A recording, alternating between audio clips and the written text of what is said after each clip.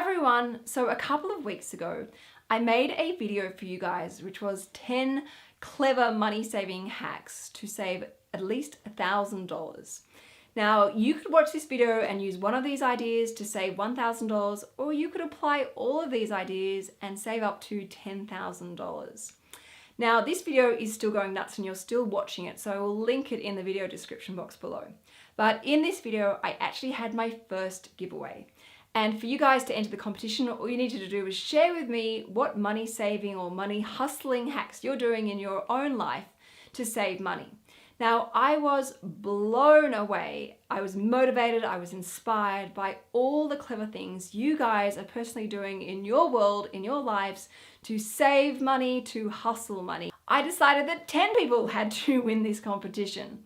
So make sure you go back to this video, check and see if I have commented on your comment to me, and you'll see whether you're one of the 10 people to win a signed copy of this book and of course the letter from me to you. Now, following on from your ideas, I wanted to share them back with you. So I've actually made you 2 videos following on from this video. Now, this video is 10 different ways to save $1,000 or more. And then next week, I am publishing a video for you, which is 10 different ways to earn or hustle $1,000 or more. So when you watch both of these videos, you can choose to save $1,000, or you can choose to save $10,000, and you can choose to earn $1,000, and you can choose to earn $10,000. The choice is yours. So let's get started firstly on 10 different ways to save $1,000 or more. And these are all your ideas, guys. So thank you so much.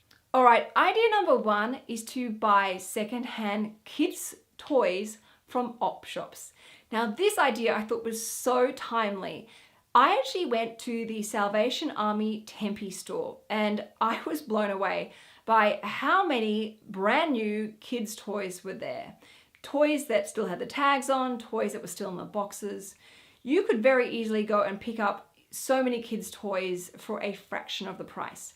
And this is really interesting because Rocco is at a stage where he's often being invited to his friends' birthday parties, sometimes as many as 3 in one weekend. And having a present for every single party is incredibly expensive. But you could actually go and pick up some toys from these op shops or charity stores. Idea number 2, and this was actually a very popular answer of what you guys are doing at home, and that is to save $5 notes. So whenever you have a $5 note, you can't spend it. You have to bring it home and put it in an envelope or in a tin or a box. Now this is very similar to the $2 thing that I'm doing with my water bottle here, which is getting heavier and heavier. I get so excited when I find a $2 coin. And this is a great idea because if you can do this 3 to 4 times every single week, there is another $1,000 by the end of the year ready for you. Idea number 3 is rounding up. Now, there were 2 different variations of doing this. One was to use the Acorns or Raise app, which simply rounds up every time you spend money, and that money goes into a separate account that can be invested.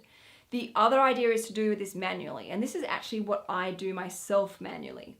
So what you guys are doing is when you buy something, you simply round it up. So say you go and buy something for $66. You will round it up to say $70 and transfer that difference into your savings account.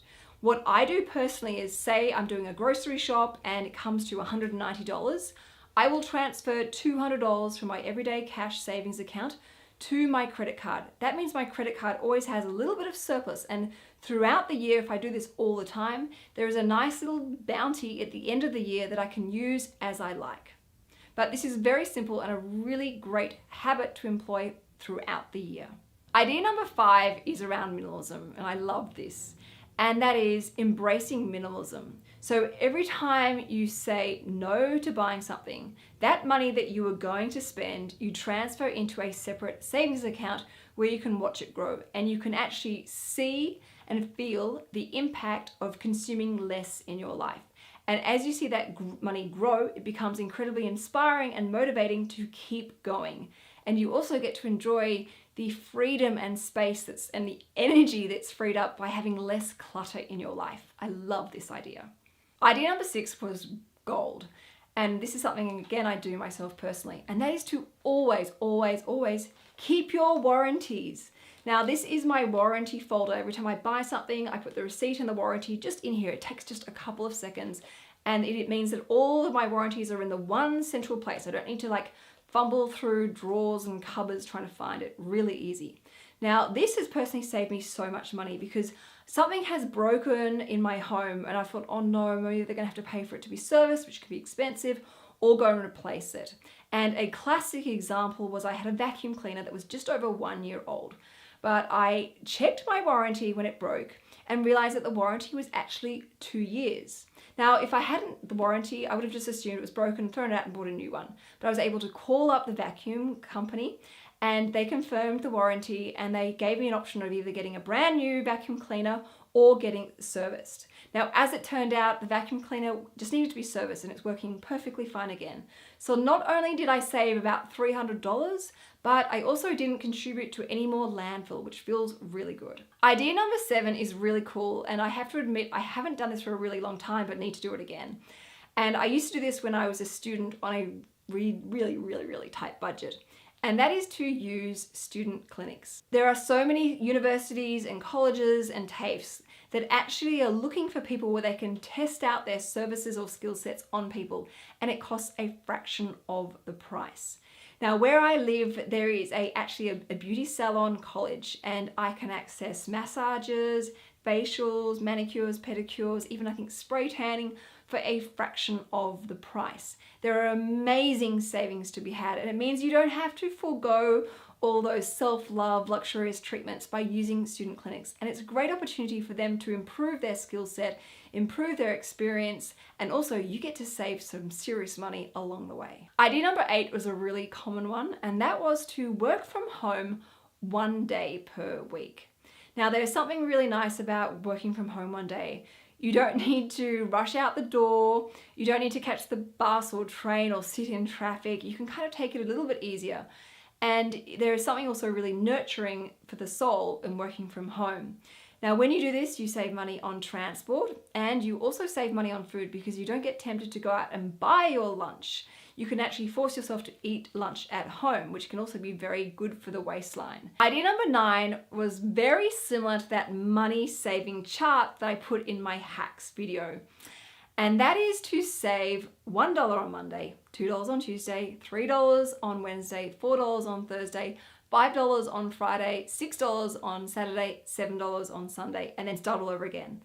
Now, if you can do this throughout the year and stick to it, you will save over $1,450. Now, that's over $1,000. How good is that? And that might be perfect timing for, say, Christmas time when you need to go and buy some presents, which you could potentially buy some of them from an op shop. Idea number 10 is really cool, and I'm actually going to give you a double dipping trick with this. And that is to use websites such as Groupon, where you can access certain products and services at a significant discount. Now, what I am doing is I'm double dipping on this. So I'm actually using my Cash Rewards affiliate membership program to earn commission every time I use a Groupon code. But also I have my notification button switched on my Cash Reward account because often I've noticed they do special like incentives or rewards or bonuses when you buy things from Groupon. Things such as getting $10 off, your first Groupon purchase, or bigger percentage in commission, all sorts of different savings throughout the year. Now, what I've decided is every month, depending on how I go with my own personal life goals, I'm going to reward myself with getting a massage. And by using those Groupon codes, or even using the student clinic near me, I can actually access, a beautiful service full of self-love for myself to fill my bucket, as Rocco says, at a fraction of the price. So these are savings that are really going to count. I want to give you one very important bit of advice to make your savings count. Saving money is really good, and it's actually the sense of self-control and discipline that you get from saving money is really rewarding. But I want you to make sure that your savings actually count. There's no point saving money here to then only mindlessly spend elsewhere. Every time you do something where it means saying no or cutting down or reducing, I want you to proactively transfer that money, just like I recommend in my $1,000 project book. You transfer that money into a separate savings account. That way, you get to watch your savings grow. You get to see the impact of saying no. You get to see the benefit of learning to compromise or to hold off on something, that delayed gratification. And seeing your savings grow is intoxicating. It's incredibly motivating. So make sure all the things you do to save money count. Make those savings go into your separate savings account. And of course, nickname that savings account to remind you as to what that money's for, whether it be your own $1,000 project or the actual goal that you're saving towards, such as a holiday or your deposit on your first home. It doesn't matter because it's your savings and you decide where it goes and what it's for. All right, everyone, thank you for watching. Make sure you switch on that notification button so you're ready to watch the next video next week, which is 10 different ways to earn or hustle $1,000 or more. Remembering that you can use it to save or earn $1,000 or all the way up to $10,000. Choice is yours. See you next Monday. Ciao.